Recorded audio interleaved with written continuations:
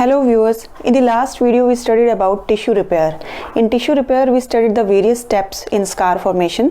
One step was formation of granulation tissue, in which angiogenesis is an important component. So today we are going to study about angiogenesis. So what is angiogenesis? Angiogenesis is a process of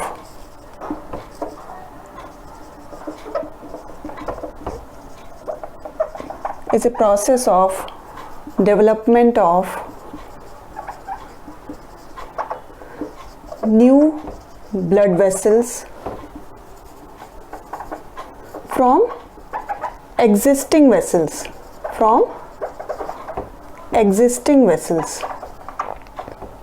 So new blood vessels sprout from the existing blood vessels. And what is the importance of angiogenesis? So angiogenesis plays important or critical role in tissue repair. It also plays important role in development of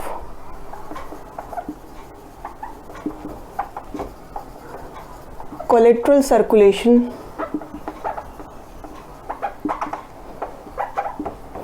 in ischemia.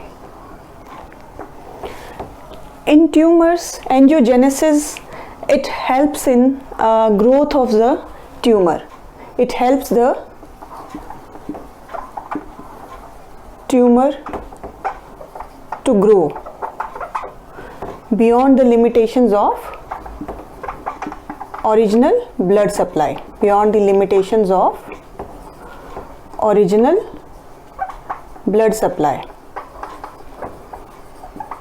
And angiogenesis is also seen in the pathogenesis of diabetic retinopathy. So what are the various steps in angiogenesis? So let us study one by one the steps in angiogenesis. The first step is, so this is a quiescent vessel. You can see the difference in the caliber of these two vessels. So first is vasodilation and increased vascular permeability.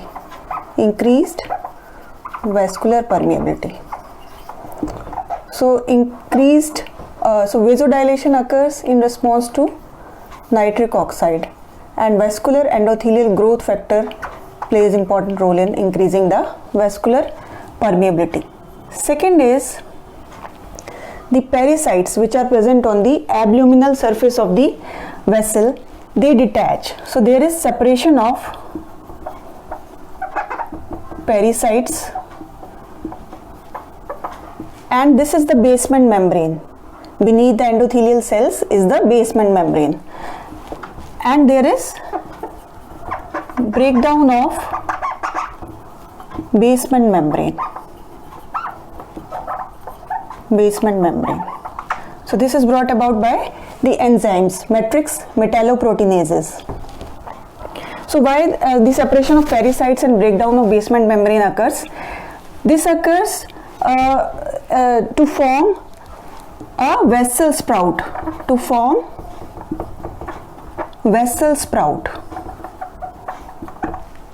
Third is the migration of endothelial cell.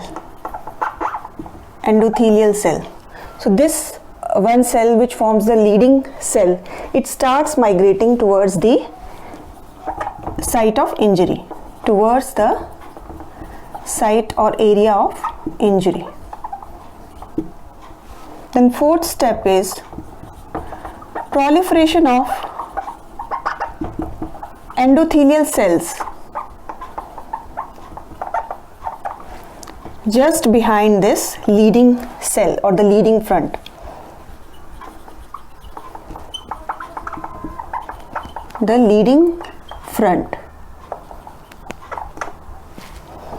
So the endothelial cells, they start proliferating behind this leading cell. Then fifth is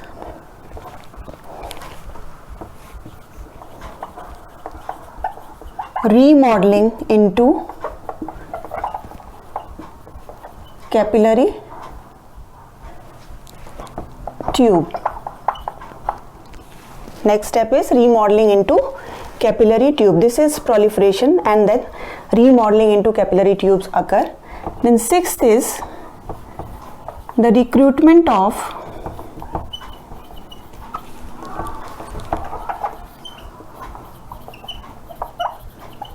periendothelial cells. These are the pericytes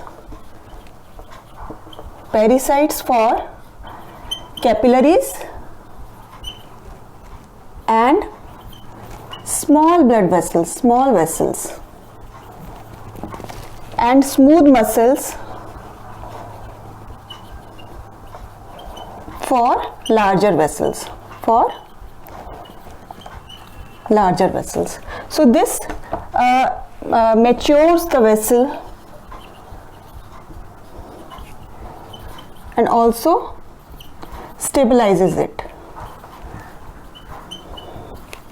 Matures and stabilizes the vessel.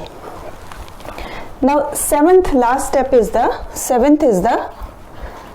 suppression of migration and proliferation of endothelial cells. Proliferation of endothelial cells and deposition of the basement membrane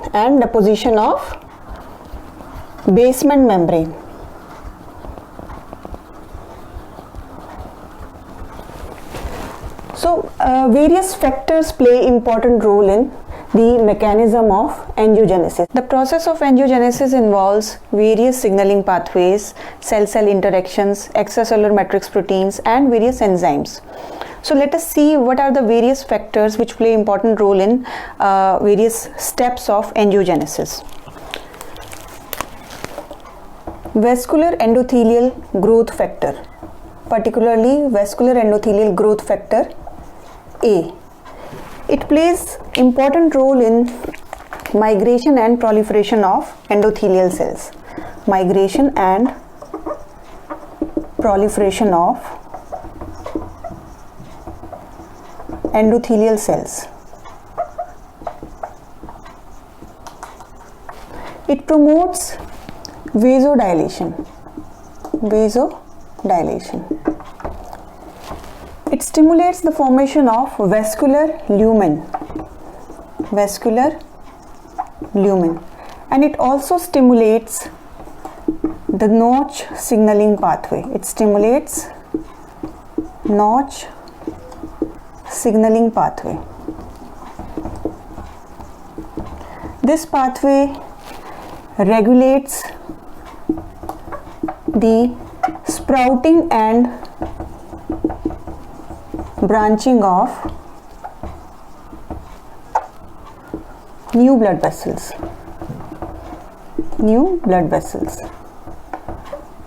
This ensures proper spacing between vessels so that the healing tissue is effectively supplied with blood. Next is the fibroblast growth factor, particularly fibroblast growth factor 2. So it promotes the proliferation of endothelial cells.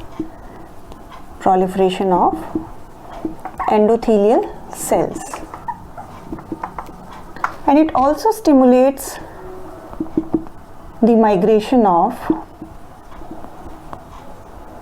fibroblasts, macrophages, and epithelial cells to the wound site. Epithelial cells to cover up the wound. Now, third is the angiopoietin.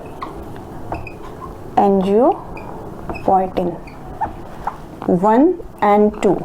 also called as Ang1 and Ang2. So these factors, they stimulate or they help in the maturation of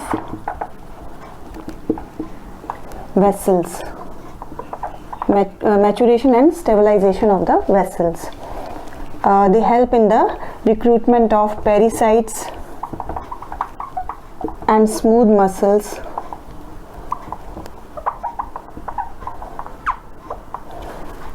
The newly formed blood vessels are very leaky before they are stabilized. So the periendothelial cells, the pericytes and smooth muscle cells, in case of larger blood vessels, they stabilize these blood vessels or they mature the blood vessels. Then platelet derived growth factor and also transforming growth factor beta, they also help in this stabilization of the blood vessels. Platelet derived growth factor, it helps in the recruitment of smooth muscle cells. It helps in the recruitment of smooth muscles. These pericytes and the smooth muscle cells, they are the periendothelial cells. And this transforming growth factor beta, it suppresses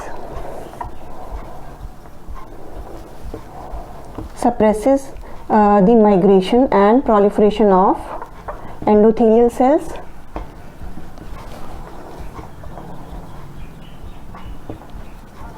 and it promotes the deposition of extracellular matrix proteins.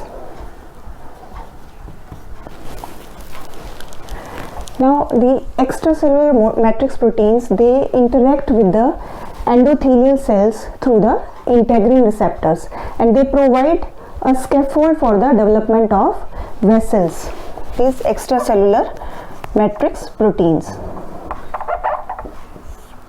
Then next is the enzymes, matrix metalloproteinases. So these enzymes, they degrade the extracellular matrix, they break down the extracellular matrix so that the new vessels can grow, and they also help in remodeling. Now next we come on to the deposition of connective tissue and remodeling of connective tissue. Deposition of connective tissue occurs in two steps.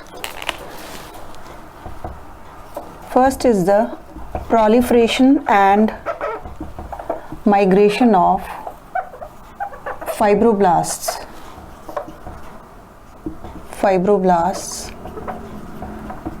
into the site of injury.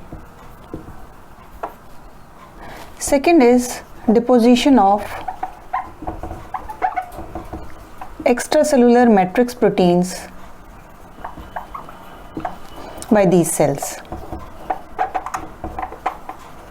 And these processes are mediated by several growth factors and cytokines. The most important ones are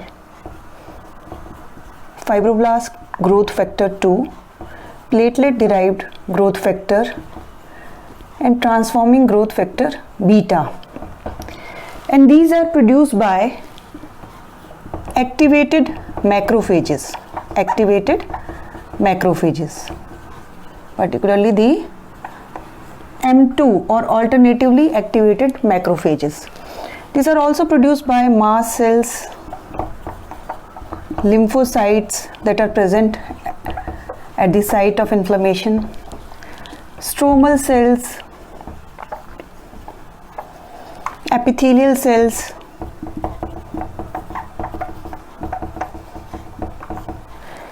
and among these, transforming growth factor beta, it plays important role in the synthesis and deposition of these connective tissue or the extracellular matrix proteins. So transforming growth factor beta, it plays several important functions. We know that it is an anti-inflammatory cytokine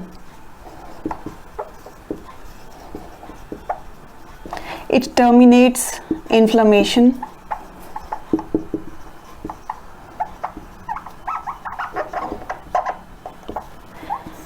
It stimulates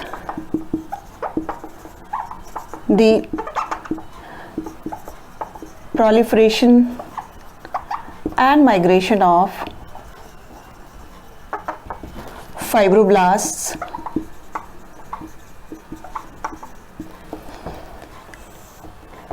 It increases the synthesis of collagen and fibronectin.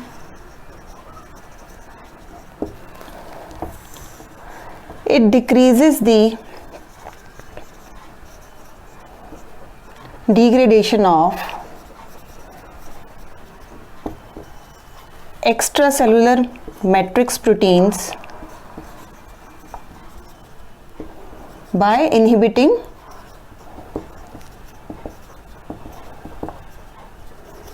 matrix metalloproteinases. The matrix metalloproteinases, they degrade the extracellular matrix protein, and transforming growth factor beta, it inhibits this enzyme. So it decreases the degradation of extracellular matrix proteins. So the deposition of collagen is important for gaining wound strength.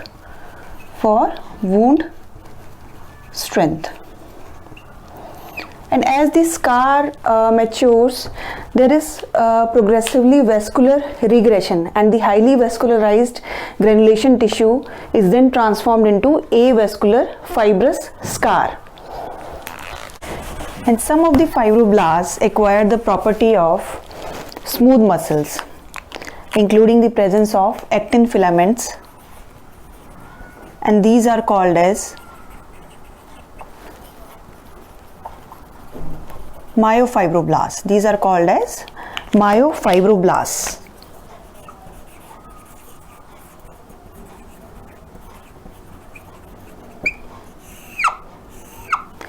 These play important role in scar contraction.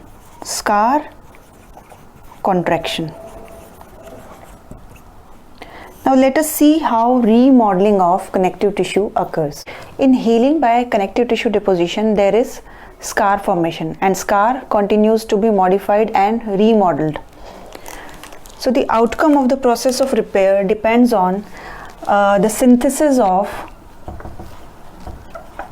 extracellular matrix proteins and degradation of these proteins, or a balance between the fibrogenic agents which are transforming growth factor beta, the matrix metalloproteinases,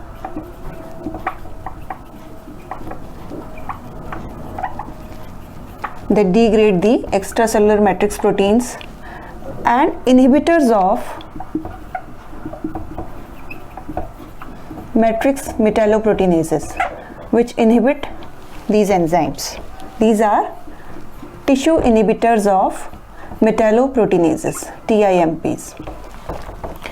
Now these matrix metalloproteinases, they are produced by various cells: macrophages, neutrophils, fibroblasts, epithelial cells, some epithelial cells, synovial cells, and these are named so because they require metal ions for their activity. For example, zinc. The matrix metalloproteinases include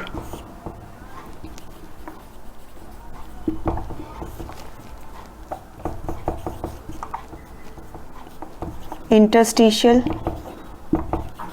collagenases, which are MMP1, MMP2, MMP3, and they cleave fibrillar collagen. They cleave fibrillar collagen. Second is gelatinases. They cleave amorphous collagen and fibronectin.